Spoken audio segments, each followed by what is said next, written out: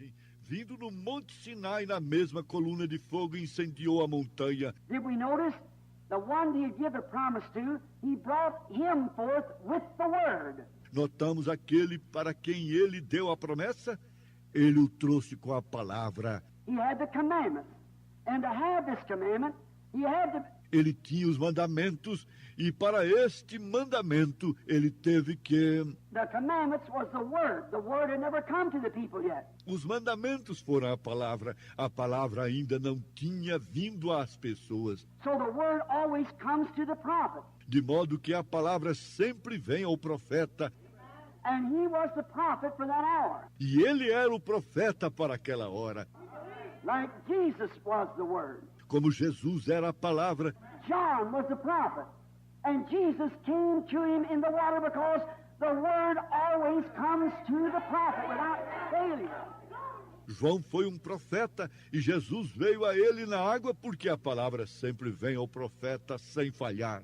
The word comes to... A palavra vem a... So Moses, the word came to him, the commandments, and he had them. Assim Moisés, a palavra veio a ele, os mandamentos, e ele os tinha. Now, while before the word was given out and made manifest, Moses had to veil his face.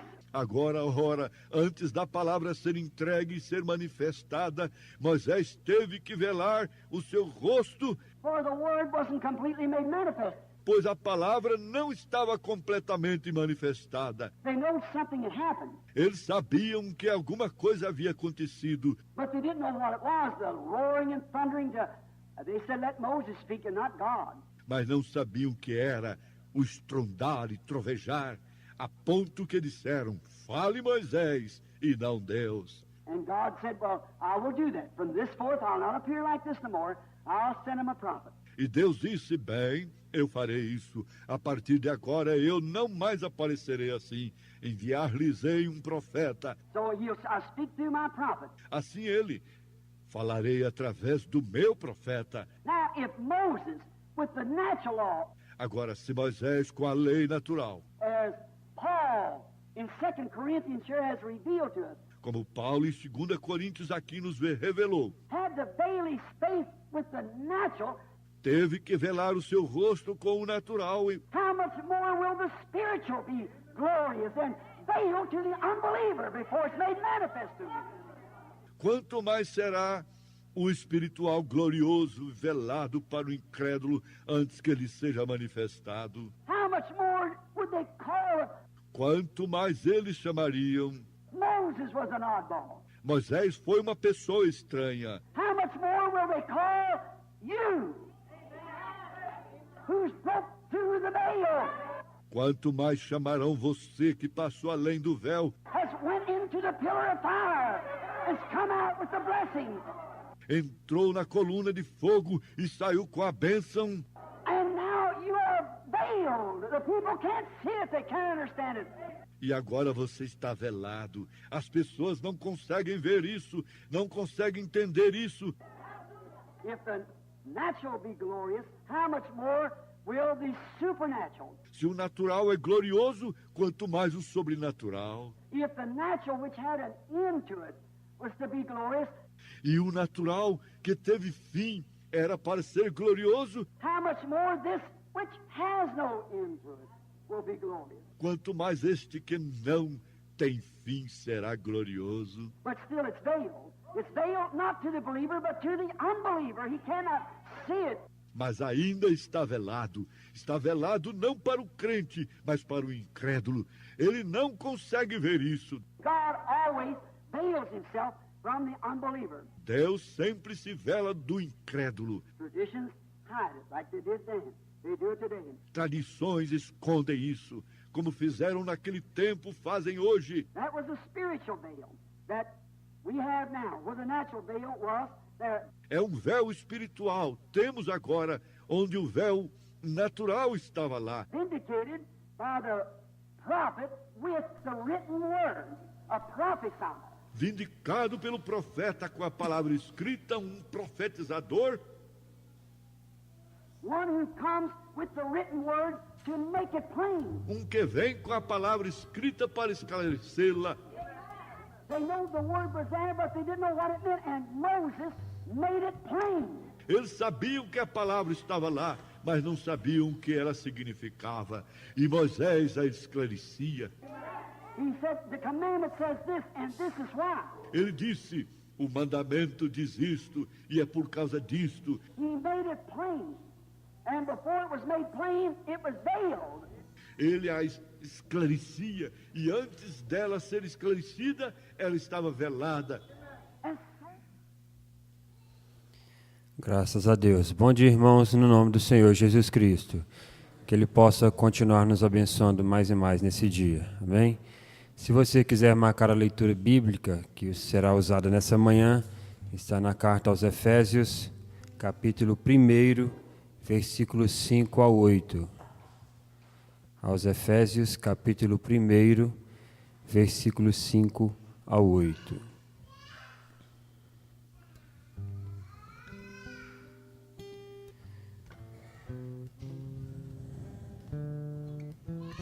Nós vamos adorar ao nosso Deus cantando o hino de número 156.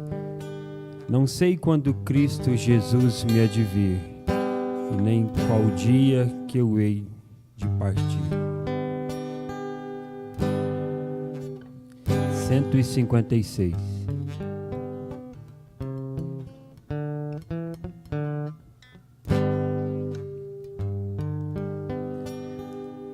Não sei quando Cristo Jesus me há de vir, e nem qual o dia que eu hei de partir, mas eu sei quando a sua presença nos vir, será grande glória para mim, será grande glória para mim, será grande glória para mim, mas eu sei quando a sua presença luzir, será grande glória para mim. O canto dos anjos ainda não sei, nem que sinfonia eu lá ouvirei, mas eu sei que o falar de Jesus, o meu Rei, será sinfonia para mim, será sinfonia para mim, será sinfonia para mim, mas eu sei que o falar de Jesus, o meu Rei, será sinfonia para mim. Não sei que morada Jesus me há de dar, e nem qual o nome que eu hei de ganhar, mas eu sei que o bem-vindo dele hei de escutar. Só isso será céu pra mim, só isso será céu pra mim, só isso será céu pra mim, mas eu sei que o bem-vindo dele hei de escutar. Só isso será céu pra mim. Amém, graças a Deus. Nós vamos orar. Irmão Adriano, por favor, faça essa oração. Nós temos aqui o pedido do irmão José Ferreira, que pede oração por motivo de cirurgia, e também oração por Marcos, por motivo de salvação e libertação. E a irmã Terezinha também pede oração, pois vai fazer alguns exames. Se você tem o seu pedido, coloque ele na presença do Senhor. Deus conhece todos os pedidos, todas as necessidades da igreja, da congregação, né? Oração também por Ana Lídia de Moura, por motivo de enfermidade. Vamos orar. Senhor Deus, Pai Celestial, obrigado, Senhor Jesus, por poder estar mais uma vez na casa do Senhor. Nós sabemos, ó Deus, que aqui é o melhor lugar que podemos ter, ó Deus, para ouvir a palavra do Senhor. Meu Deus, cada um de nós temos uma necessidade, ó Deus. A minha, ó Deus, é de ser melhor cristão, ó Deus. Que o Senhor nos ajude, ó Pai Celestial. Que o Senhor possa, ó Deus, purificar os nossos lábios, ó Deus, para falar somente o que é bom, ó Deus, que é edificante para nós, para honrar o nome do Senhor. Meu Deus, que o Senhor possa, Pai Celestial, mais uma vez, curar as enfermidades, ó Deus. Como o Senhor curou, ó Deus, no passado, o Senhor tem curado no nosso meio hoje, Senhor Jesus. E nós cremos no Senhor, ó Deus.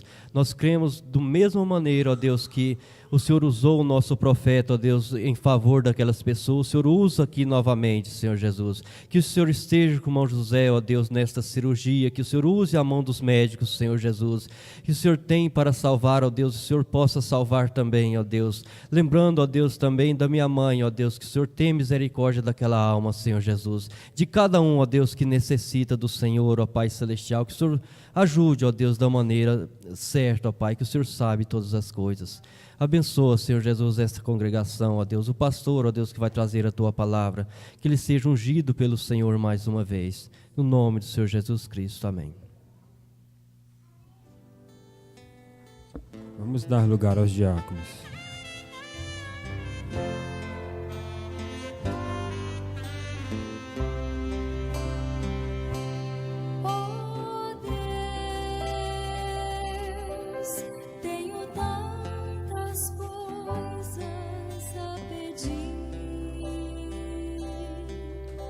Eu sei que tu conheces o meu pensar, ó Deus,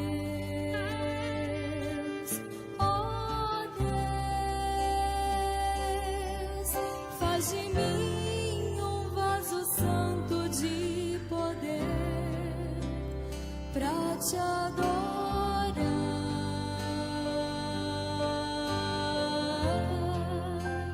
Pois grandes coisas fizeste por mim, ouve minha oração,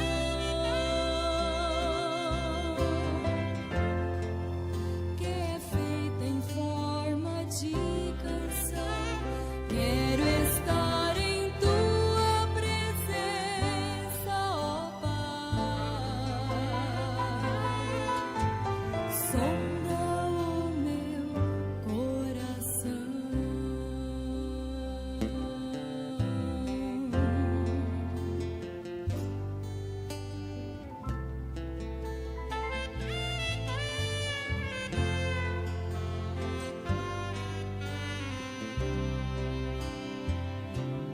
Ó Deus,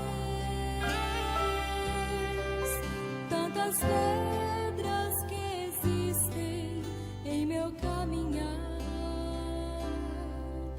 estão sempre prontas a me derrubar. Ó Deus,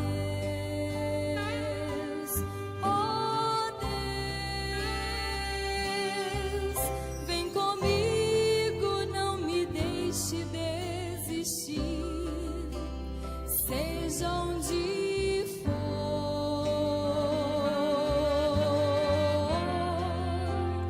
guia meus passos.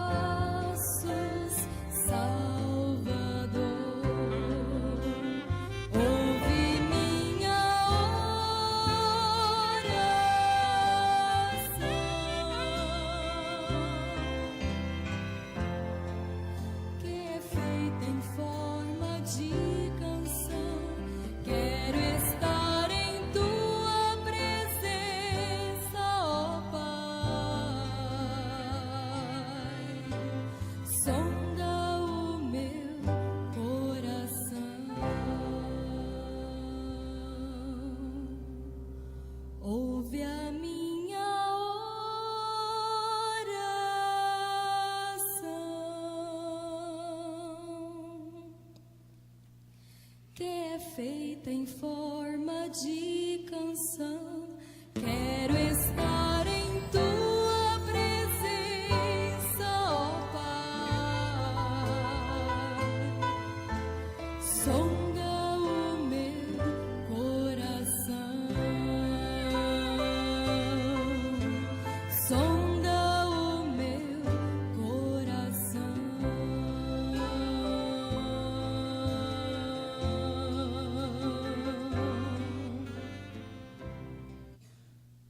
Graças a Deus. Irmão, sobre o toque do hino Somente Crer, vamos receber o nosso pastor.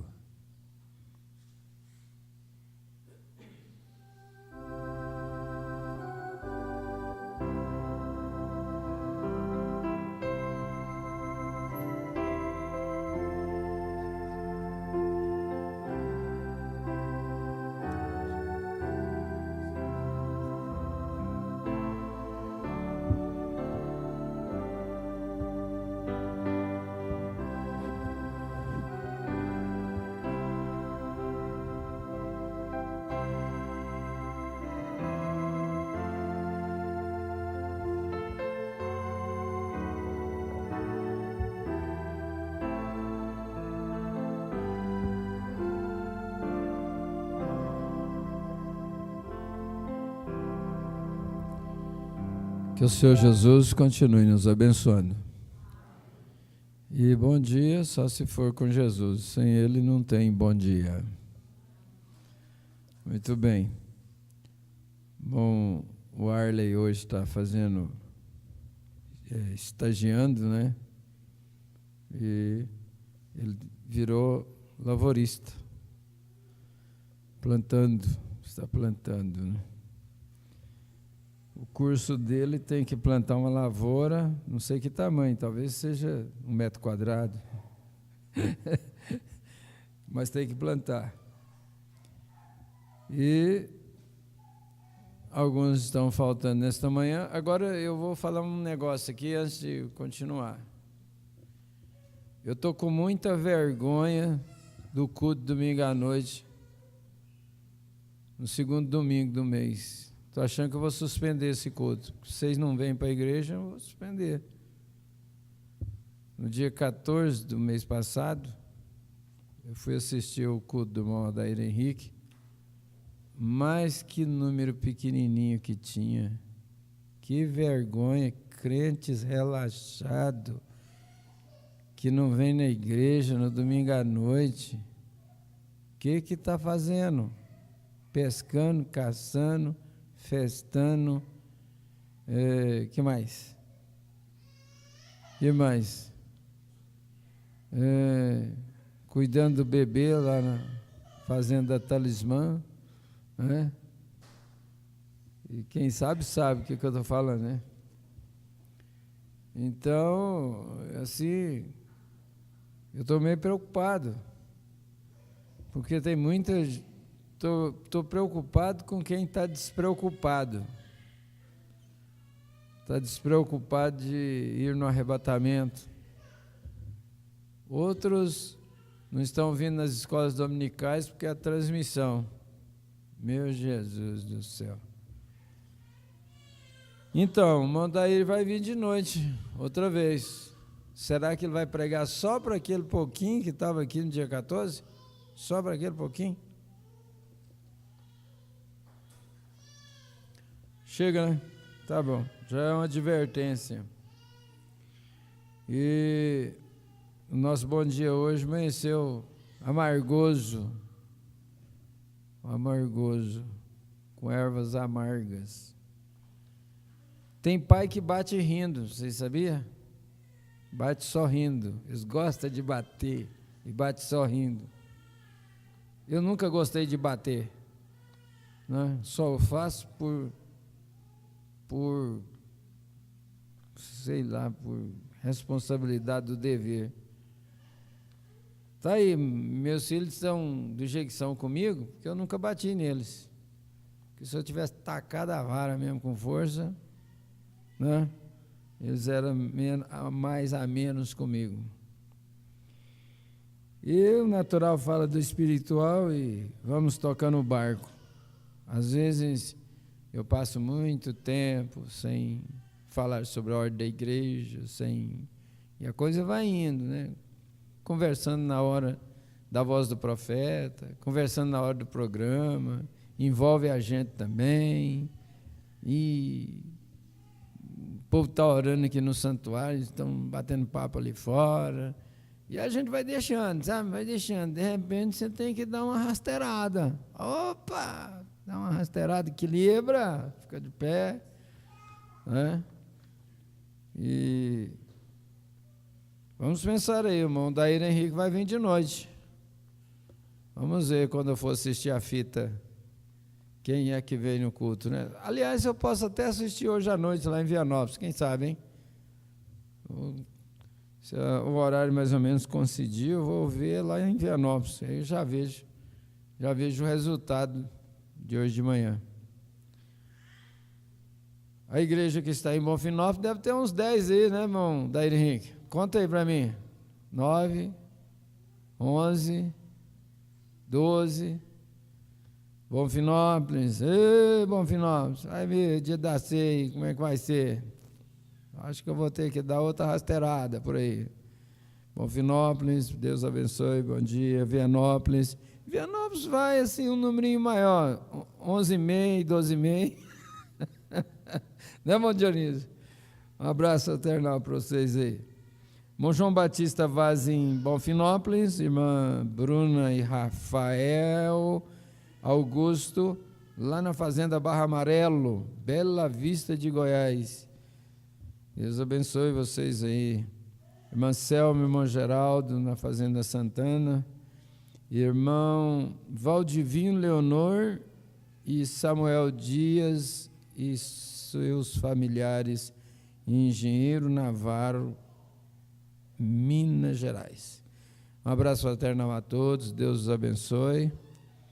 E nós vamos ler a Bíblia. Vamos ler a Bíblia primeiro, depois nós entramos aqui no assunto nosso da adoção.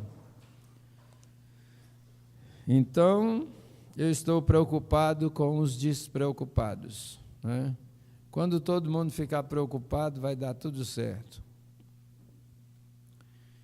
E nos predestinou para filhos de adoção. É o verso 5 do capítulo 1 de Efésios.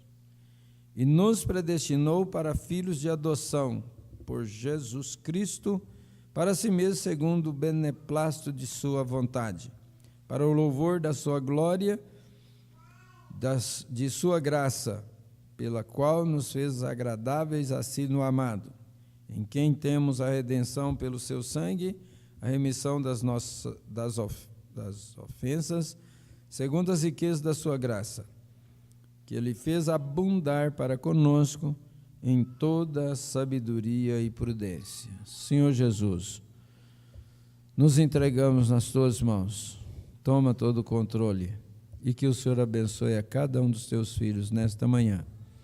Pedimos humildemente, em nome do Senhor Jesus Cristo. Intercedemos também por aqueles que, por algum motivo, não puderam estar na escola desta manhã. Que o Senhor possa ajudá-los a alcançar graça para a perfeição daquela hora da aparição do Senhor Jesus Cristo. Aceita a nossa gratidão, em nome do Senhor Jesus. Amém. Assentai-vos, que Deus abençoe a leitura de sua palavra em nosso coração. Vamos voltar um pouquinho aí na posição no corpo de Cristo. Vimos aí no domingo passado, do parágrafo 64 até o 86. Só alguns destaques no 64. É o prazer de Deus fazer a sua vontade, adotando, colocando no lugar. É prazer de Deus fazer a sua vontade, adotando, colocando no lugar. No 66, e então Deus deu aos seus filhos o novo nascimento, através do batismo com o Espírito Santo. E então Deus deu aos filhos Deus deu aos seus filhos o novo nascimento, através do batismo com o Espírito Santo. No final do parágrafo, eles estão estabelecidos em Cristo. Os filhos de Deus estão estabelecidos em Cristo. Eles se tornaram filhos através do nascimento. E o novo nascimento é a conversão. Ela própria é o Espírito Santo. E no 67, você não é nem mesmo convertido até que você receba o Espírito Santo. No 71, prepara-te por amor do teu próximo, por amor a alguém. Não use a sua liberdade como um pretexto. Isso me chamou a atenção. Prepara-te por amor ao teu próximo. Quando você estiver fazendo qualquer coisa, pense no teu próximo.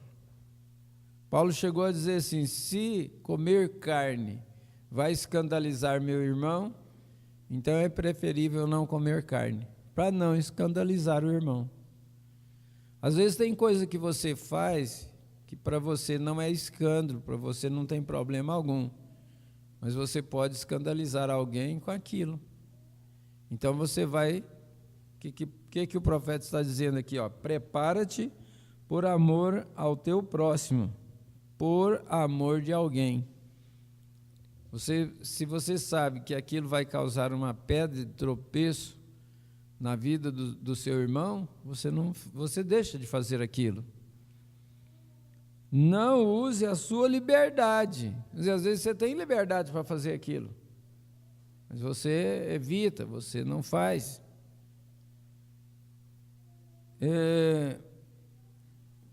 Não use a sua liberdade como um pretexto, disse Paulo, mas santifique a ti mesmo. Comporte-se na tua vizinhança como um verdadeiro cristão deve fazer. Como está o seu comportamento na tua vizinhança? Hoje é interessante, né? Às vezes você mora numa casa germinada. Casa germinada é porque é uma construção que metade dessa parede para cá é uma casa, dessa parede para lá é outra casa. E aqui mora uma família e dali mora outra família. E essas duas famílias não conhecem uma a outra. Os centros urbanos, principalmente os maiores, acontece isso demais. Naqueles prédios cheios de apartamentos, às vezes na mesma laje tem dois apartamentos e um morador não conhece o outro, não tem amizade. São completamente desconhecidos. É o mundo que nós vivemos hoje. É estranho isso. Mas como que vai estar o seu comportamento com a tua vizinhança? Isso é bom pensar nisso. Você está agindo como um verdadeiro cristão deve agir? 72. Mas então encontramos que o seu comportamento é o que o coloca na adoção. Se ele se comporta bem ou não. O seu comportamento é que te coloca na adoção. O mundo está esperando pela manifestação dos filhos de Deus. Não existe manifestação dos filhos de Deus sem comportamento cristão. E é o que o Espírito Santo está lutando para colocar cada um de nós nesta posição.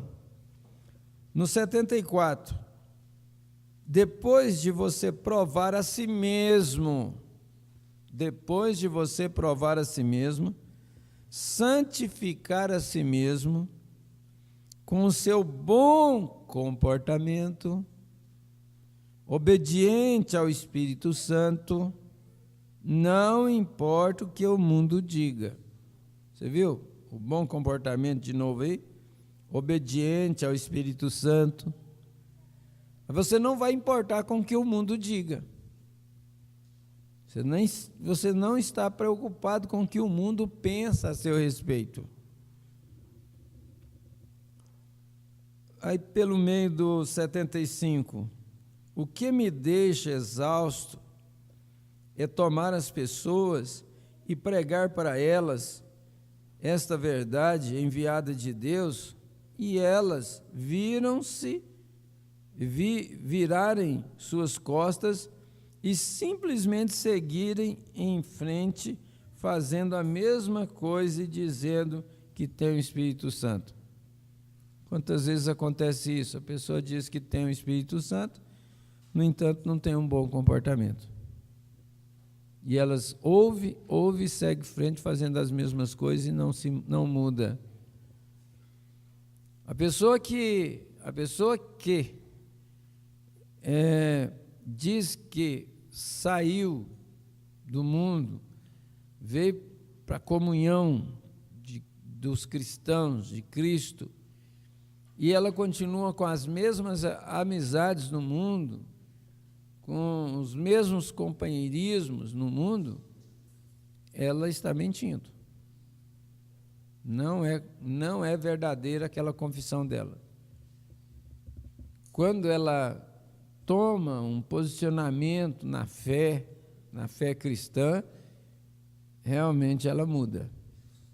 Ela muda de comportamento. Ela muda de atitudes.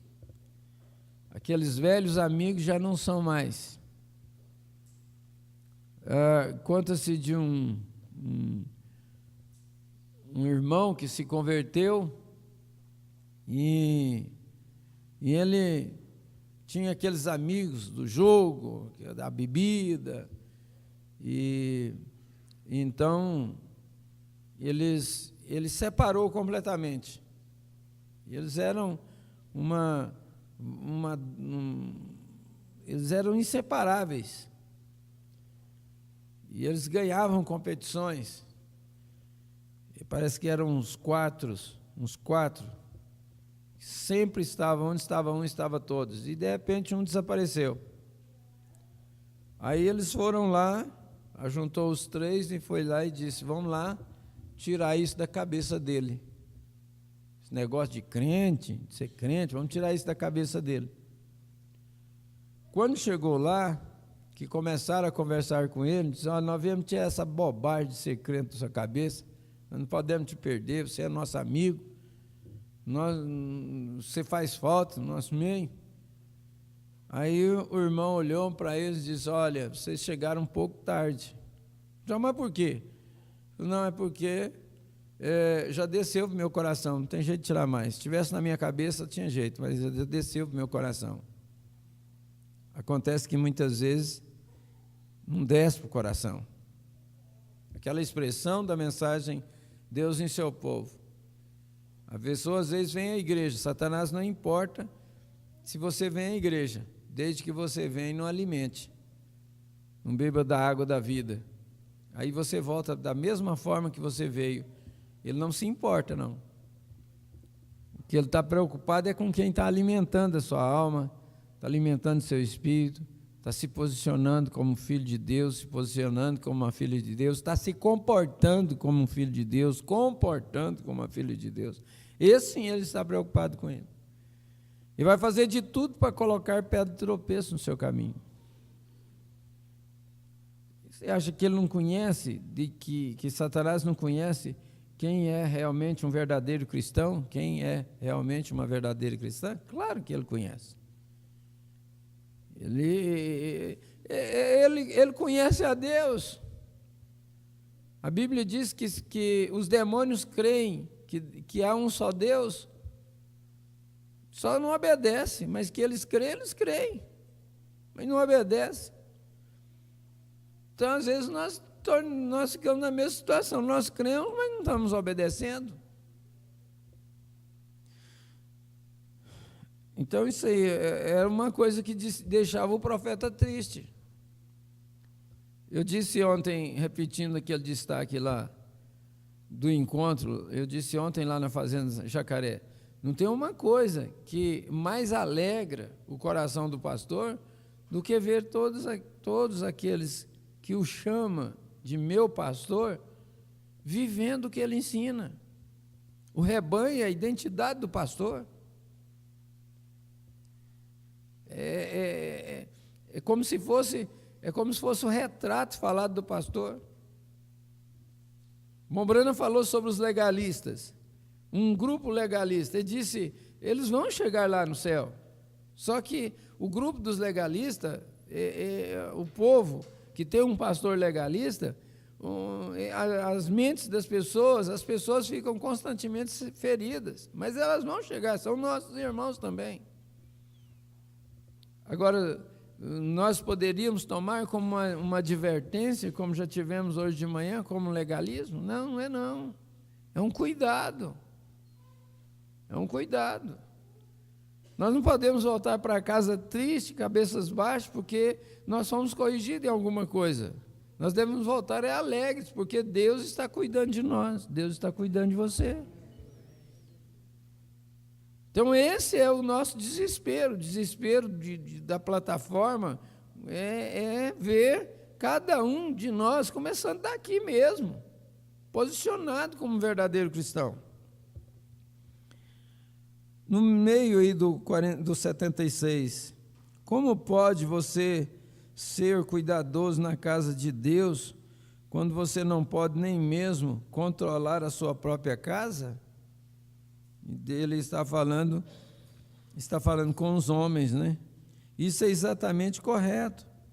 E você, irmã, que o seu marido não é somente o seu marido, mas ele é o seu governante?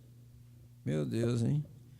Agora, você já ouviu aquele provérbio que diz que o corpo que tem a cabeça tonta, todo o corpo padece.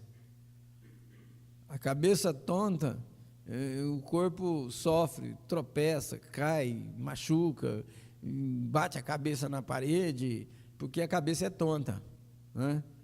Agora imagina um marido que tem a cabeça tonta.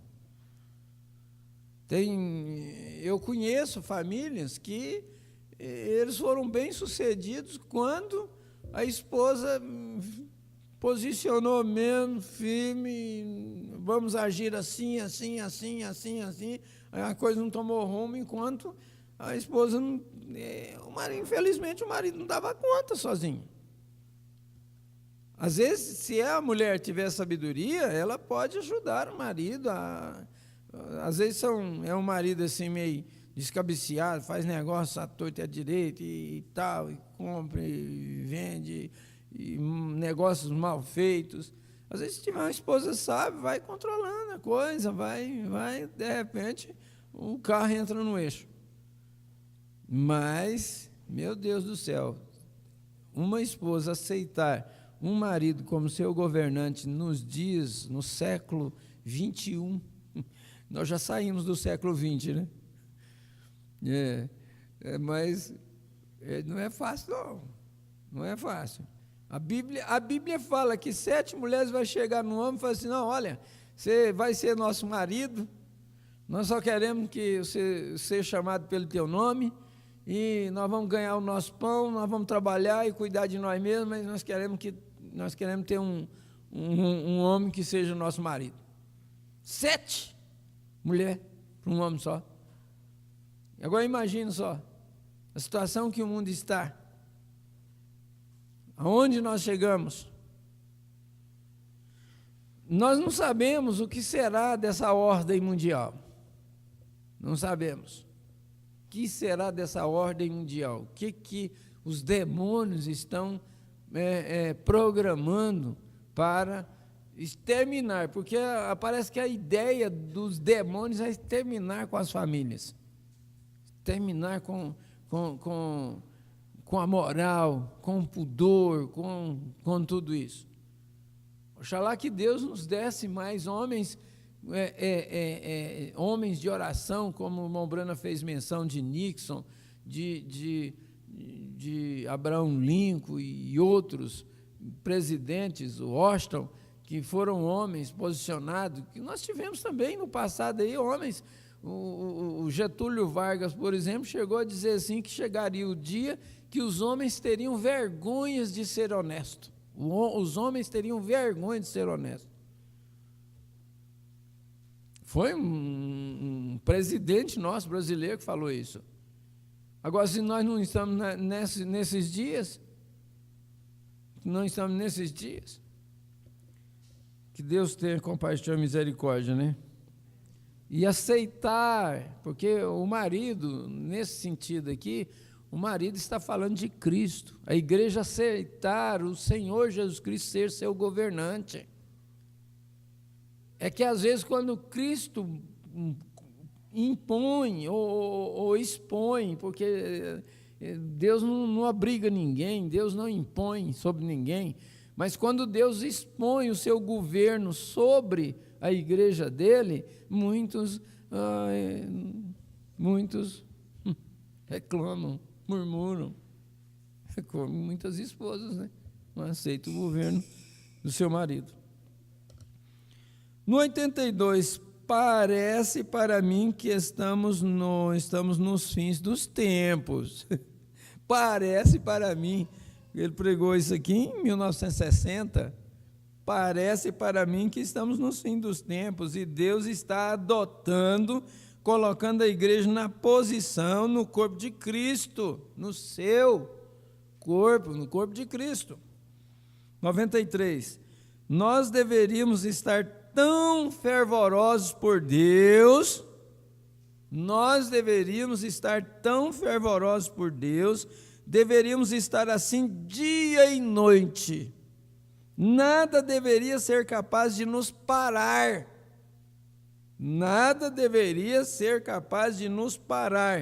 e deveríamos ser tão agradáveis e dóceis e tão educados e tão parecidos com Cristo em nossas vidas.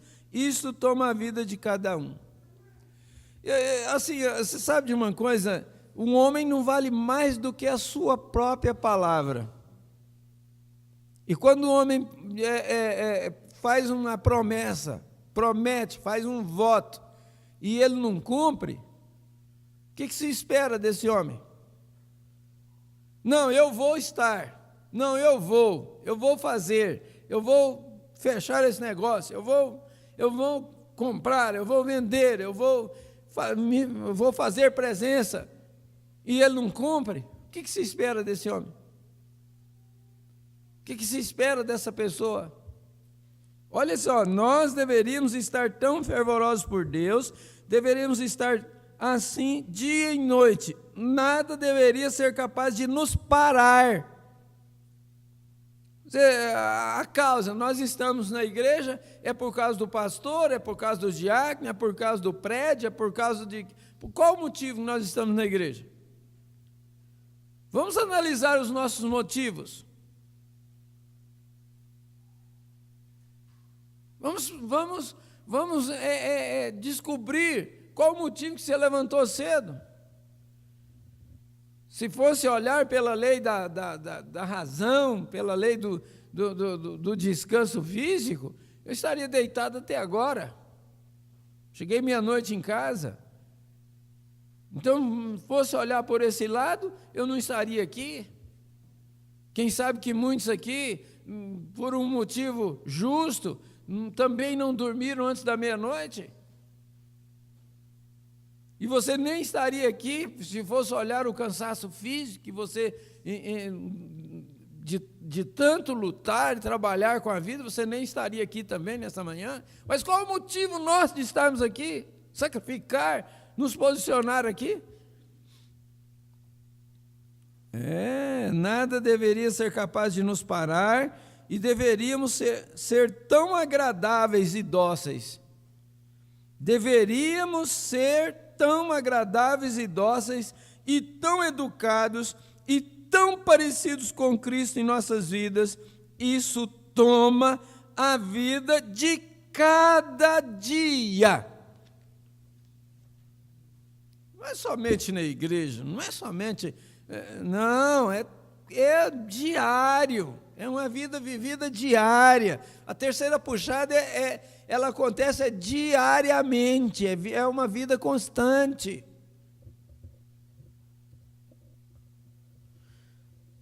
Aí no 85, Deus chamando seus filhos a um lado através da manifestação.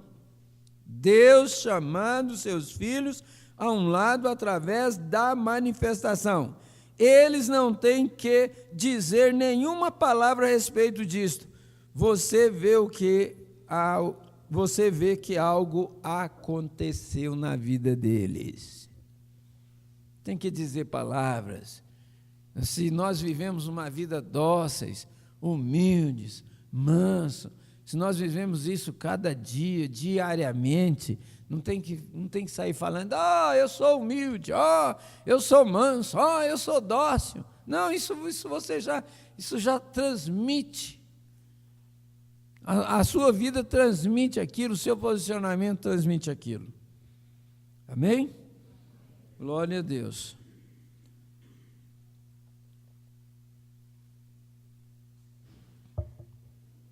E nos predestinou para filhos de adoção para si mesmo, segundo o beneplácito de sua vontade, para louvor da glória da sua graça.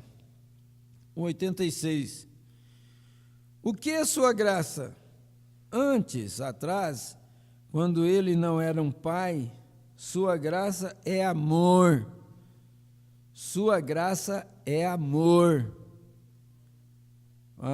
Eu estava observando as crianças, a irmã deu a oportunidade de se elas tivessem que fazer um pedido, o que elas queriam receber de Deus para a vida delas aqui. E uma das coisas que elas mais pediu foi amor.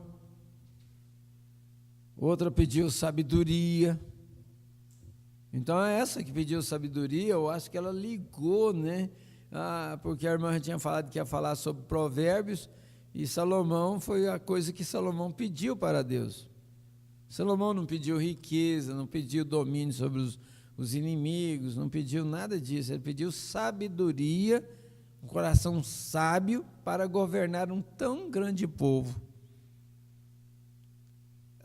A gente fica animado quando você vê, mesmo na sujeira política que está o mundo, você vê um político levantando e pedindo oração à nação, pedindo oração para a nação,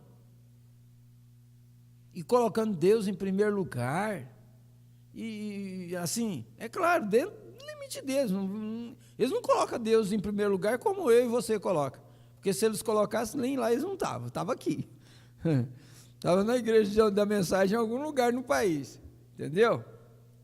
Mas Deus honrou, o irmão Branham honrou aqueles homens. Ele fala de não sei se foi Kennedy, um dos últimos governos lá, quando eles assumiram o governo, eles pedindo oração para a nação, para orar por eles. Então, isso aí leva a gente a crer que alguma coisa está acontecendo. E aí vem essa questão aí das crianças. Elas estão desejando, quando elas estão pedindo, quando Salomão pediu sabedoria, Deus deu um coração sábio para ele e Deus acrescentou todas aquelas coisas que a irmã leu com as crianças ali. Riqueza, domínio sobre os inimigos e tudo. Foi um reino próspero. O reino de Salomão foi um reino mais próximo daquela época. Sobrepujou a de seu pai Davi. Então, é uma coisa muito preciosa. E quando a criança pede amor, muitas delas se fecharam em torno da vida eterna. Tem uma coisa melhor para pedir do que vida eterna? Se ela está pedindo vida eterna, ela está incluindo não só essa dimensão aqui, mas a eternidade também. Então, veja aqui, o que é sua graça? O que é sua graça? Antes atrás, quando ele não era pai, sua graça é amor. Ele fez a si mesmo um filho para que pudéssemos ser predestinados para filhos de adoção, para louvor da sua graça. Agora, como que é o Filho de Deus, como que ele é? E ele nos fez para que nós pudéssemos ser predestinados para filhos de adoção. Filhos de adoção. Gente, é maravilhoso pensar nisso. Deus tirou os seus, por eles rejeitar o Filho de Deus, e abriu espaço para nós. Quem é maior numa casa? É o filho ou é o servo? Toda nação que se põe a favor de Israel é abençoada. Toda nação que põe contra Israel é amaldiçoada. E, no entanto, falando de gentios e israelitas, nós estamos com um privilégio maior do que Israel. Por quê? Quando eles rejeitaram a Cristo lá, Deus voltou para os gentios. E ele fez dos gentios filhos e filhas. E de Israel são servos. Quem vai servir a noiva na cidade celestial? A noiva da cidade celestial não é gentios? Não é uma noiva gentia que Jesus leva para o palácio? E quem vai servir essa noiva? É 144 mil israelitas, eunucos, que vai servir a noiva. Então, quem é maior numa casa? É o servo ou é o filho? É claro que é o filho. Deu para você perceber agora qual o valor que Deus deu para nós? E às vezes ainda ficamos jactanciosos. Ainda às vezes ficamos reclamando também. Meu Deus. Pela qual nos fez agradável assim uma pessoa, no amado, o qual é Cristo. Nos fez agradáveis. Nos fez agradáveis. Você é uma pessoa agradável? As pessoas gostam de estar perto de você? Ou as pessoas se afastam de você? Por que é que tem pessoas que você nunca fez nada por elas e elas gostam de você? E tem outras que você compra elas com dinheiro, dá presente, dá dinheiro, dá tudo e elas se afastam de você. É estranho isso. A coisa mais terrível que tem é comprar amizade. A coisa mais ruim que tem é comprar amizade. É pagar. Pagar para poder ter. Pagar para poder ter submissão. Que tal o marido que tem que ficar pagando para a mulher para ser submissa para ele? Ah, vai ser besta.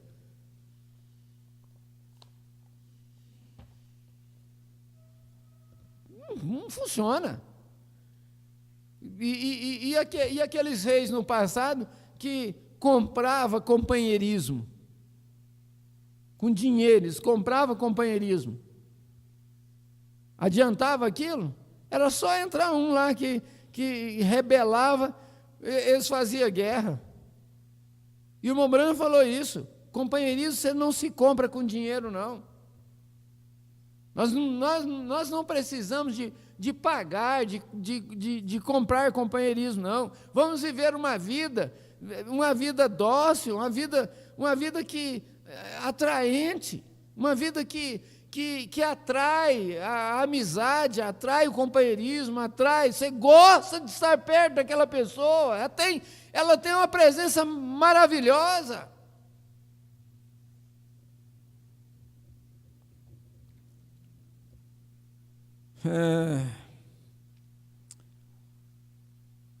Veja como e nos fez agradáveis, nos faz agradáveis, nos faz agradáveis. É uma pergunta. Nos fez agradáveis? Através dele. Como entramos nele? Através de um Espírito. Somos todos batizados nele, ouçam. Em quem temos a redenção. Temos a redenção pelo seu sangue, a remissão das ofensas. Como você pode pregar a predestinação de Deus, preordenado e estabelecendo, a não ser que haja um pacto para o pecado em algum lugar? Porque cada dia você comete um erro, cada dia você faz errado. Porque cada dia você comete um erro, cada dia você faz algo errado.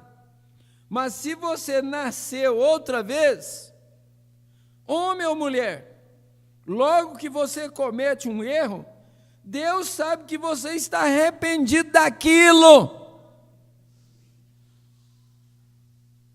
Se você nasceu outra vez, seja homem ou mulher, logo que você comete um erro, Deus sabe que você está arrependido daquilo.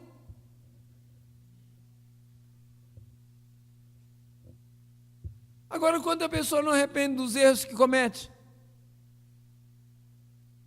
não posiciona, não volta atrás, não, eu estava errado mesmo. Você pode se pôr de pé na presença do presidente Roosevelt ou qualquer outro e dizer: estou errado.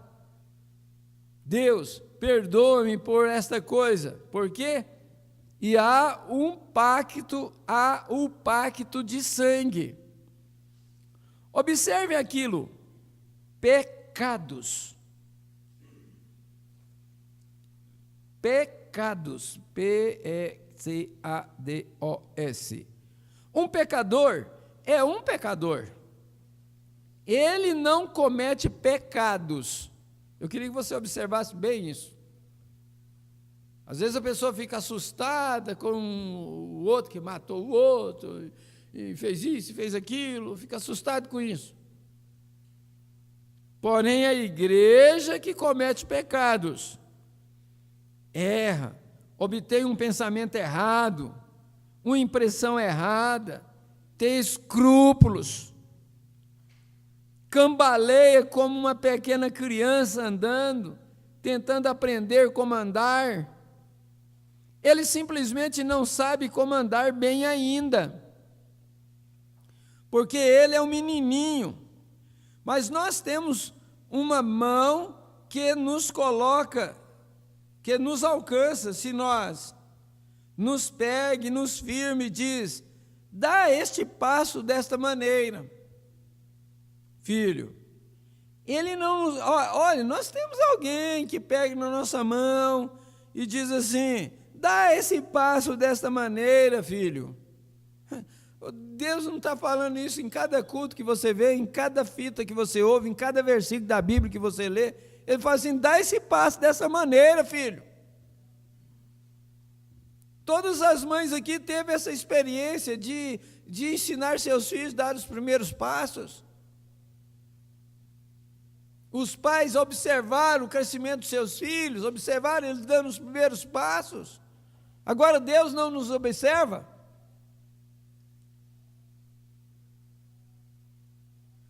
Ele, veja,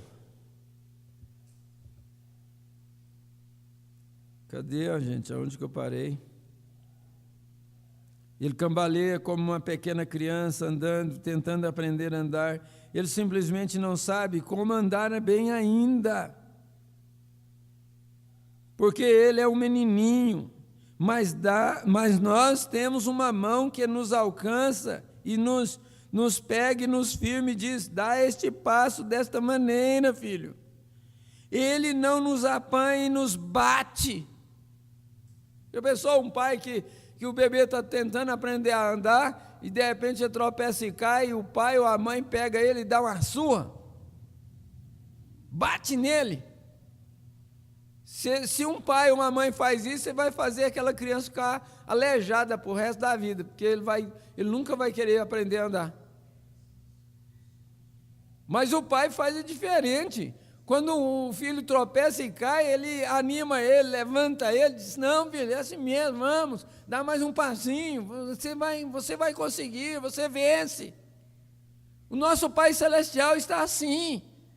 Se você tropeça, ele diz: não, filho, levanta, eu te ajudo, eu te sustento, vamos de novo, dá outro passo. Ah, mas eu errei, mas você vai acertar da próxima vez. Ah, mas eu fiz a prova, tirei 0. Faz outra vez, você vai tirar 5, vai tirar 10. Vamos continuar, não pode parar. Ele não nos apanha e nos bate porque nós cometemos um erro. Ele não nos bate até morrer porque estamos tentando andar. Ele não faz isso. É um pai sem cabeça que faria isso com seu filho. Ele nos ama como amamos nossos filhos. Ele nos ama como nós amamos nossos filhos. Um verdadeiro pai não bateria em seu filho quando ele está tentando andar. Se ele cai no chão, abaixa imediatamente com uma grande e forte mão e o levanta com as duas mãos, o segura e diz: Este é a maneira para você fazê-lo, filho, ande assim. Deus também faz isso conosco, Deus também faz isso com você. Esta é a maneira que Deus faz com sua igreja. Abaixa e apanha seus braços, levanta e diz: anda assim, filho, aqui, não diga isto desta maneira, fale isto. Deus fica olhando até o jeito que você fala, ensinando até o jeito de você falar. Veja, não me importa o que a igreja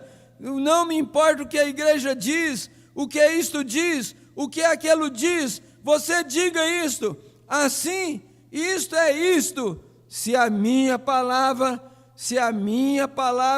pregar isto, você permaneça certo com isto, ande nisto, permaneça correto nisto, não importa o que os outros digam, permaneçam correto com isto, não importa com o que os outros digam, permaneça correto com isto, ande assim. Esta é a maneira para você dar os passos, esta é a maneira para você dar os seus passos. Nossos pecados, um pecado, amor pelos nossos pecados. Veja, vamos ver isso aqui de novo.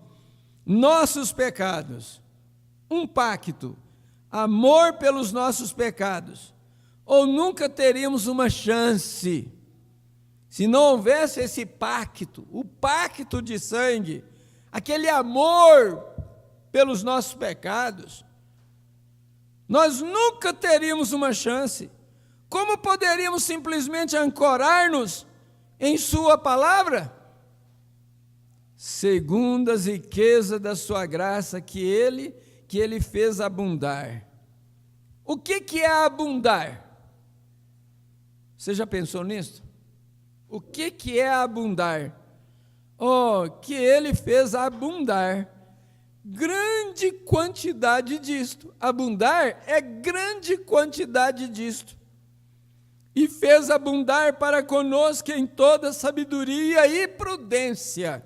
Sabedoria e prudência. Ó, a escolinha aí, ó. Prudência. Prudência. Prudente. Ele fez abundar para conosco toda a sabedoria. Com toda a sabedoria, não mundana. A sabedoria do mundo é loucura para ele. E a sabedoria de Deus é loucura para o mundo. Exatamente como o dia e a noite. Um não pode concordar com o outro. Mas quando o sol começa a nascer e o dia chega, a noite é dissipada de uma para a outra.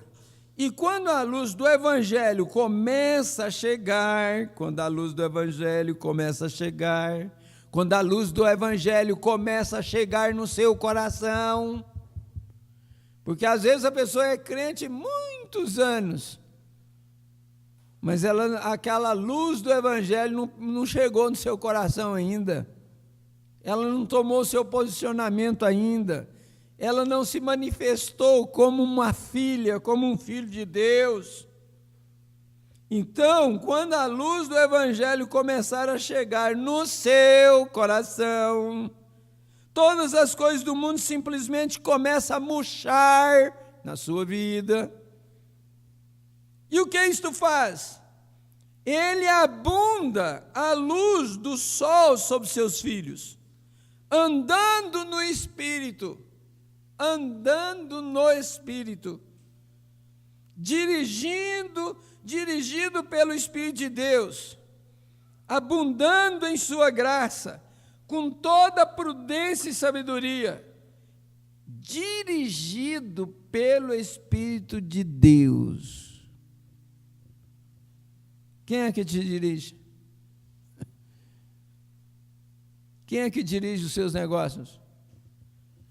Eu vi uma gravação, que eu acho que todo mundo aqui já deve ter visto ela, é de um grande empresário americano, e ele levava a vida assim, ele era um cristão, mas um cristão, vamos dizer assim, um cristão folgado, despreocupado, como muitos ainda existe hoje. E acontece que ele tinha uma loja de revenda de carros. E os negócios dele foram indo para baixo. Até que um dia, ele caiu em si, e ele estava tão endividado, que ele não sabia o que fazer. E ele pegou e foi ali e fez um voto para Deus. Disse: essa empresa agora é do Senhor Jesus. Ele só vai me dar sabedoria para me conduzi-la. E acontece que, eu não sei como que ele fez, se ele fez uns anúncios, alguma coisa assim. Eu sei que logo que ele fez aquele voto, lá no final de semana próximo ali daquele voto que ele fez, ele vendeu todos os carros que ele tinha na empresa, ficou zerado, e ele foi e pagou todas as dívidas que ele tinha, e de repente, o casamento dele já estava quase acabado, e o casamento dele se renovou. Ele chamou alguém ali, fez um levantamento nos últimos anos de todos os negócios mal feitos, os ganhos ilícitos que ele tinha ganhado. E ele colocou tudo na caneta, no ponto da caneta. E ele disse: nós vamos devolver isso aí para cada pessoa dessa, cada cliente desse, nós vamos devolver isso aí. E ele saiu de porta em porta, ele chegava, batia, tinha gente que agradecia, tinha gente que fazia festa, tinha gente que... Uma mulher, ela parecia uma feiticeira, quase bateu nele dentro da casa dela.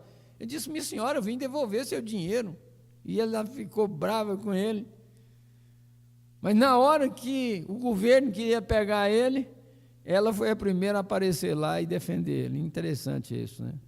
Às vezes uma pessoa que você pensa que é um diabo na sua vida, às vezes na hora do seu apuro, ela vai aparecer e te defender. A coisa melhor que tem é você colocar no lugar do irmão em qualquer circunstância. E às vezes a aparência, a pessoa está contra você, a pessoa quer te matar, mas a pessoa quer te levantar, a pessoa quer te dar uma oportunidade. E você, às vezes, não pega aquilo. Aquilo foi uma experiência na sua vida, sua empresa levantou de novo e aquilo prosperou outra vez. Mas quantas vezes que nós não paramos para ver o que é que está acontecendo? Onde foi que erramos? Aonde que nós erramos o alvo? O que nós temos deixado de fazer? Às vezes você tem sido fiel em vir à igreja, em entregar seus dízimos, suas ofertas. Você tem sido fiel com Deus, no seu ponto de vista, mas quem sabe você tem alguma coisinha que ainda precisa melhorar, tem alguma coisinha que tem que tirar. Tem alguma coisinha que você precisa fazer uma limpeza em casa, fazer uma limpeza no seu quarto, fazer uma limpeza na sua cozinha, tirar aquilo que é indevido para ter na casa de um cristão. Sabe o que faz isso? É a luz do Evangelho que cai sobre você para te amadurecer, para tirar essas coisinhas que é do mundo de você. Não tem ninguém contra você, não. Deus não está contra você, não. Deus está a seu favor. Ele abunda a luz do sol sobre seus filhos, andando no Espírito, dirigido pelo Espírito de Deus, abundando em sua graça. O Branco diz, eu sou o produto da graça. Ele ia para aquelas caçadas dele, às vezes ele encostava o rifle lá e levantava as suas mãos e começava a gritar, grace, graça.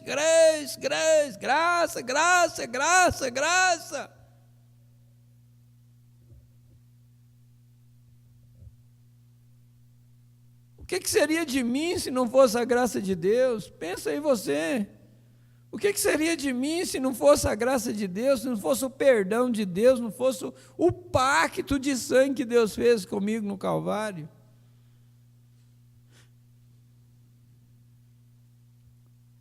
Dirigido pelo Espírito de Deus, abundando em sua graça, com toda a prudência e sabedoria, entendimento e perspicácia, para saber como andar. Vê você que está errado, você vê que está errado, então seja cuidadoso. Se você ver que está errado, então seja cuidadoso com o que você faz, como que você, se está errado, tenha cuidado até mesmo de como aproximar disto, prudência. Mas quando a pessoa está errada, ao invés dela ter prudência, ao invés dela ter cuidado em como aproximar, ela faz afastar, ela faz sumir. Estou errado mesmo, vou embora da igreja. Estou errado mesmo, vou embora da comunhão. Não me cabe mais aqui.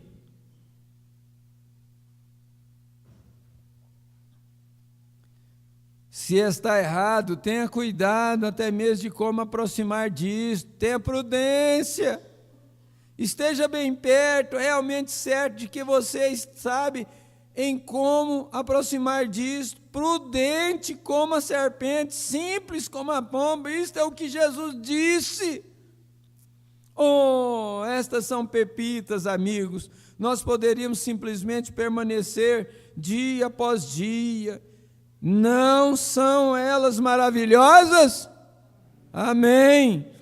Prudência, sabedoria, Ele fez abundar para conosco, derramou. Abundar é derramar, é abundância, é bastante mesmo. Não nos deu uma colher cheia, mas tomou uma grande pá, e somente continuou jogando assim. Fez abundar para conosco sabedoria com prudência de sua graça. Oh, sublime graça, quão doce é, que Ele fez abundar para conosco em toda sabedoria e prudência, descobrindo-nos o mistério de sua vontade. Descobrindo-nos o mistério de sua vontade. A quem está Ele falando? aos denominacionais? Ou às denominações? Por favor, meus irmãos, não pense que eu estou derrubando a sua denominação. Não estou. Estou tentando lhe dizer que foi uma coisa errada para começar. Jesus disse: ide, pregai o evangelho. Nós fomos e fizemos denominações. Esta é a razão porque não temos isto. Estamos andando atrás de sabedoria humana. Se Calvino pudesse ressuscitar, ora, eu estive há não muito tempo atrás na sepultura de um grande homem, um grande reformador, e eu pensei, que grande homem ele foi. Ele era, bem isto, foi John Wesley. E eu pensei, se John Wesley pudesse levantar desta sepultura hoje e visse a condição da sua igreja, ele teria vergonha do seu nome nela. John Wesley era um homem pio, um tição arrebatado, como ele dizia. John Wesley era um homem santo, o qual cria em Deus e andava passo após passo atrás dele. Mas depois que João morreu, eles disseram: nós faremos uma igreja para João, para então termos uma igreja, e nós a chamaremos de Igreja Metodista, por causa do seu método de santificação, sendo a segunda obra da graça. Então eles fizeram uma igreja, e hoje seus homens da igreja negam tudo que John Wesley se firmou. John Wesley pegou a cura divina, John Wesley cria no batismo do Espírito Santo, John Wesley cria na restauração dos dons, John Wesley, Martinho Lutero, muitos daqueles grandes homens falaram em línguas, interpretaram, e hoje, se você falar em línguas em uma igreja metodista ou uma igreja luterana, eles te chutam para fora. Qual é o problema? Bem, no tempo em que devemos ser filhos estabelecidos, qual é o problema? Eles têm adotado algo mais, porque eles não conhecem o mistério de Deus. Eles nunca o conhecerão através de um seminário. Deixe-me somente ler isto aqui, está bem, correto. Vamos voltar agora, eu tenho algo escrito aqui embaixo. Vamos descobrir como Paulo, agora aqui está, o ensinador desta mensagem. Vejamos em Atos 9, 5, só um momento. Espaço vazio na fita. Deixe-me saber quando eu estiver fora de... E Saulo, respirando ainda ameaças, aquele pequeno nariz anquilino, de alto temperamento, um judeu de recursos, isso era Paulo, hein? E mortes contra os discípulos do Senhor, dirigiu-se ao sumo sacerdote e pediu-lhes cartas para Damasco, para as sinagogas, a fim de que eu irei vê-los. Se eu pudesse somente encontrá-los, rapaz, que faria com eles? E eu pudesse simplesmente encontrá-los. Mas ele era predestinado.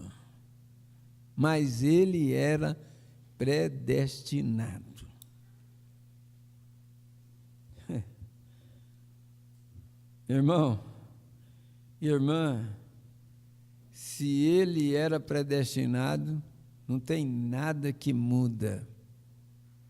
Não tem desacerto com ninguém que muda se ele é predestinado.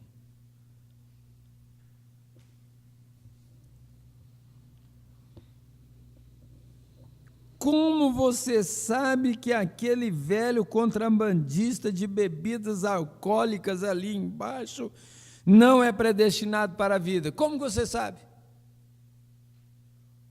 Como você sabe que aquela velha prostituta com a qual você nem mesmo conversa, como você sabe que um pequeno escritor de mão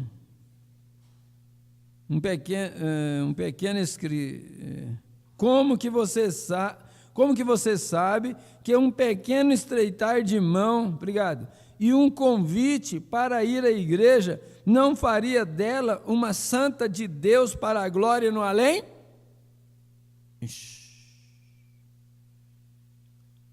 Como esse pequeno estreitar de mão aqui, um convite para aquela mulher prostituta vir à igreja, não é fazer lambança na casa dela e ela na sua casa, não. É apenas um convite da alma que você fez para ela vir à igreja. Como você sabe se ela não é? Isto é o que não sabemos. Porém, este é o nosso dever. Como o pescador que lançou a rede no mar e a puxou, ele trouxe sapos, peixes, lagartixas, aranhas aquáticas e tudo mais. Mas alguns daqueles eram peixes. Ele não sabia, ele simplesmente lançou a rede. Isso é o que fazemos. Observe Paulo, desejando cartas de Damasco para as sinagogas, a fim de que se encontrasse alguns daquela seita, quer homens, quer mulheres, os conduzisse presos a Jerusalém. Irmão, ele era realmente violento. Imagine só a igreja primitiva, quando olhava para Paulo, eu penso que eles estremeciam até as raízes do cabelo, porque era um homem violento. Era um homem indomável.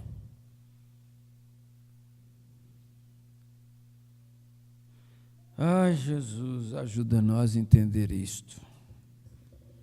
E indo no caminho, aconteceu que, chegando perto de Damasco, subitamente o cercou um resplendor.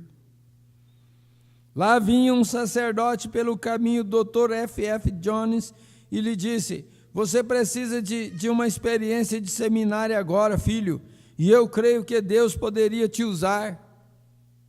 Não seria isto uma escritura de aparência horrível? Ler isso desta maneira? Agora, isto é muito senso. Eu não estou dizendo isto como uma piada.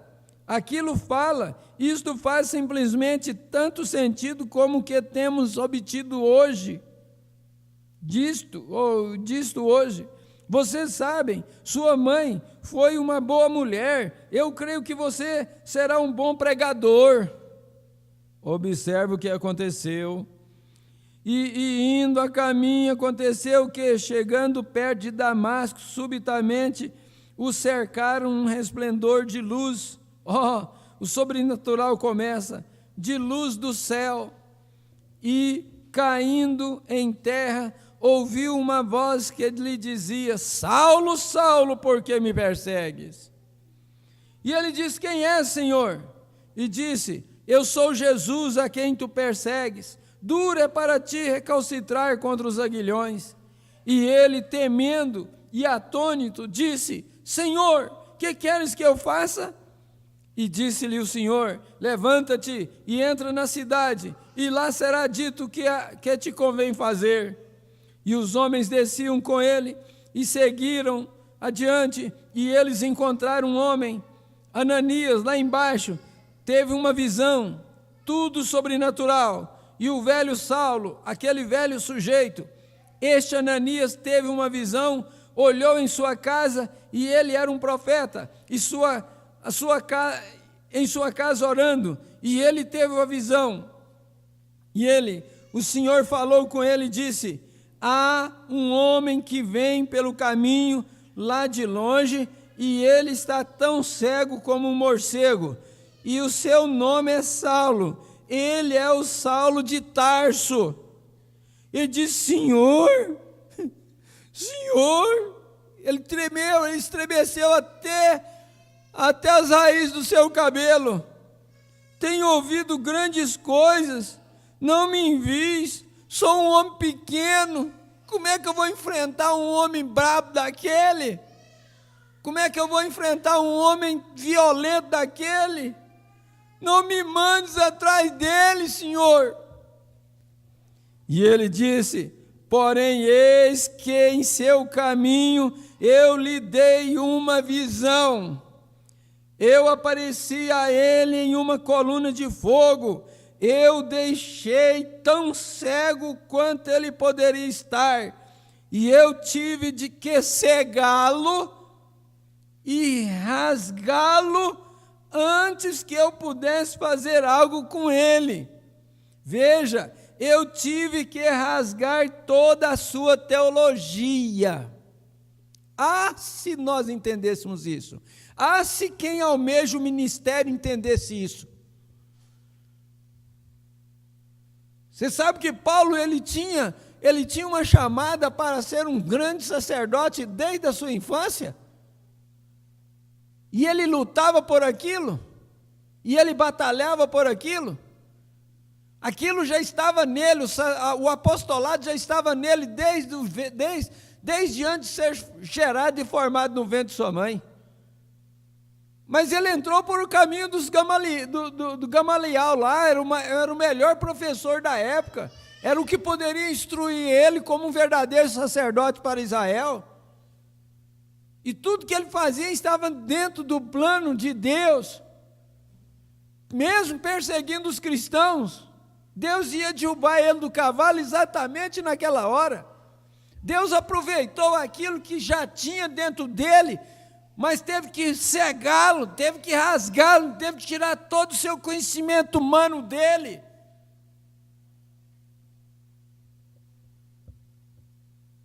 Não tem uma coisa mais terrível para uma pessoa do que ela aprender errado. E para ela aprender o certo, ela custa um preço. Para ela aprender o certo, Deus tem que rasgar o errado que ela aprendeu. Ela pensa que é pastor, ela pensa que é um ministro, ela pensa que tem, e quando não tem, Deus tem que rasgar aquilo dela. E às vezes aquilo está nela desde a infância, desde a sua formação. Mas só que ela foi formada errada. Ela não teve ela não foi sabatinada como deveria ser. Ela não teve a verdadeira orientação, o verdadeiro posicionamento de Deus na sua vida. Aí para ela se posicionar te custa um preço. Dói. A formação de um filho dói. O crescimento de um filho dói. Por que os adolescentes sentem tanta dor? É por causa do crescimento, eles estão crescendo, estão desenvolvendo, os seus órgãos estão desenvolvendo. Por isso eles sentem dores, dores de crescimento, dores de nascimento, dores de crescimento. E quais poderiam ser chamadas Maria das dores? De tanta dor. E quando fica velho, mais dor. Ai, vocês querem sentir dor no corpo? Vão comigo lá para a chácara, plantar cana. Vocês vão ver o que é dor no corpo. É dor nas costas, é dor nas pernas, agacha, levanta, puxa inchada. Vamos lá, vamos. Vamos ver o que é dor. E você vai ficando velho, mais dor, mais dor, mais dor, mais dor, mais dor. Até aquela dor. Ah, bendita dor, que te põe no corpo novo, que te tira de um corpo velho e põe num corpo novo, te leva para a sexta dimensão. Mas quem quer ir? Quem quer ir para a sexta dimensão aqui? Levanta a mão. Nem um moço com 84 anos não levantou a mão. Que engraçado.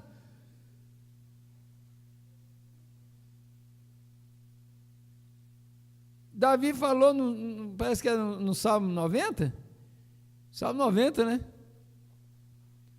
Que a nossa vida aqui os mais robustos é 70 anos. E o que passa disso é câncer e enfado. Mas nem quem passou dos 70 anos está levantando a mão. Quero ir para a sexta dimensão. Eu aqui, quero ir. E aí, irmão Valdir? Pode não, né, irmão? Agora que aposentou, o Valdir estava contando, alegre, eu fiquei alegre com ele. E ele conseguiu a aposentadoria, que coisa maravilhosa. Não precisa trabalhar tanto como vinha trabalhando, né? Mas não pode parar também. Porque que às vezes uma pessoa envelhece e não fica prostrado numa cama, não fica andando de bengala, é porque ela exercita, porque ela continua exercitando. Oh, Jesus, ajuda nós, Senhor. Eu nem sei por que eu entrei por aí. Deus tem que rasgá-lo.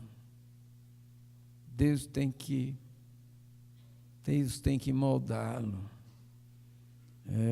Cegá-lo, rasgá-lo, antes que ele pudesse fazer algo com ele. Veja, eu tive que rasgar toda a sua teologia. Vocês sabem, ele era um grande companheiro em uma daquelas igrejas lá em cima. Ele tinha todos os tipos de graus. Ele não tinha que ser polido em nada mais. Ele disse: o que eu tenho que fazer é tirar isto dele. O que você está pondo na mala? Nós vimos aí no companheirismo domingo passado. O que você está pondo na mala para viajar? Ou você tem que tirar da mala? Tira da mala o orgulho, tira da mala o ódio, tira da mala o rancor, tira da mala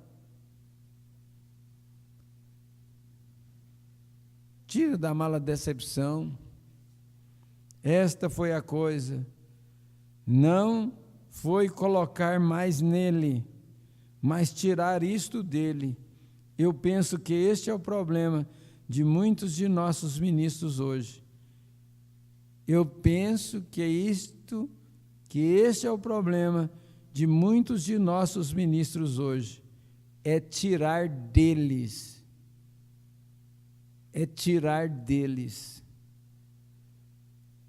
Para que então Deus possa colocar neles o Espírito Santo. Tirar fora. Agora, ele disse, Senhor, mas este homem é um homem terrível. Senhor, essa mulher é uma mulher terrível. É um ladrão terrível. É um viciado terrível. Senhor, esse homem não presta. Por que o Senhor não varre uma peste dessa da face da terra? Ele é um predestinado. Ele disse, mas observe que ele orou. Agora você desce a uma certa rua e você chegará a uma fonte. Você passará na fonte pela esquerda e você desce e lá haverá uma casa branca. Suba e bata na porta. Ele está só deitado lá na sala. Foi aí que eles o levaram. Coloque suas mãos sobre ele, leve-o até o rio de Damasco e batiza-o no nome de Jesus, porque eu vou lhe dizer o que eu vou fazer. Ele vai ter que sofrer muitas coisas por mim, porque ele é meu mensageiro para os gentios. Amém. Vamos ficar de pé, irmãos.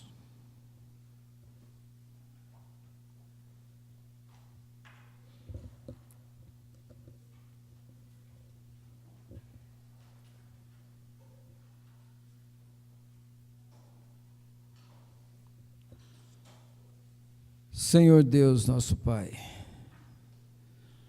a nossa vida está em Tuas mãos e humildemente pedimos que o Senhor possa tomar o controle.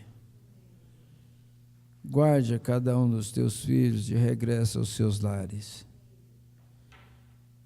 e ajude-nos a materializar estas palavras no nosso viver, na vida de cada um. Que a bênção do Calvário, a bênção daquele pacto, repouse sobre cada um. Se o Senhor tem que nos cegar e rasgar e desfazer tudo aquilo que tínhamos em nossa bagagem, que assim seja feito, para que então o Senhor possa colocar o Teu Espírito Santo. Às vezes nós nem sabemos realmente o que estamos orando, mas oxalá que o cumprimento desse novo nascimento, desta vida vivida, possa penetrar profundamente em nossos corações e que o Senhor possa fazer abundar a sua graça na vida de cada um de nós. Aceita a nossa gratidão pela cura, pela libertação. Lembramos desses amados irmãos, esses pedidos de oração, pessoas com tumores, com câncer, câncer no intestino, em qualquer parte do corpo, pessoas com pneumonia, ó Deus eterno, com úlceras. Senhor, isso é do corpo físico. Oxalá que as suas almas estejam prontas, porque nós cremos no poder curador do Senhor, mas cremos também que o Senhor pode dar um corpo novo sem nenhuma dessas enfermidades e nunca mais sofrer isto, Senhor. Por isso encomendamos a vida de cada um deles, todos os pedidos de oração, que haja salvação, libertação, poder vivificador, possa vivificar desde os fios do cabelo até as solas dos pés. Como a irmã Meda testificou, os médicos não estavam muito longe de mim, quando algo passou por todo o meu corpo, e quando o médico procurou pelo tumor, não encontrou. Ó poder vivificador, ó coluna de fogo, que o Senhor possa visitar estas pessoas, Pai, fazer uma varredura, como o Senhor fez no corpo da irmã Meda, fazer no corpo de cada filho de Deus, de cada filha de Deus, que eles possam sentir a vida tomando-os sob o controle do Senhor. Ajuda as famílias envolvidas a se consolar em Cristo, no Espírito Santo, e a confiar nele, para a cura, para a libertação, para a salvação dos seus filhos. No nome precioso de nosso Senhor Jesus Cristo. Amém. Deus abençoe a todos os irmãos que acompanharam pela internet e que a graça de nosso Senhor Jesus seja com cada um de vós. Deus os guarde e vos proteja. Cumprimente um ao outro e até a tarde. Vamos ver se nós lotamos a igreja hoje à tarde. Traga quem não veio, traga visitante, traga alguém que está precisando de ser abençoado por Deus. Deus os guarde, Deus os abençoe, em nome do Senhor Jesus Cristo. E Bonfinópolis aí, se vocês estão ouvindo ainda, vamos assistir o Modair Henrique aqui de Bulhões hoje. Um abraço fraternal a todos aí.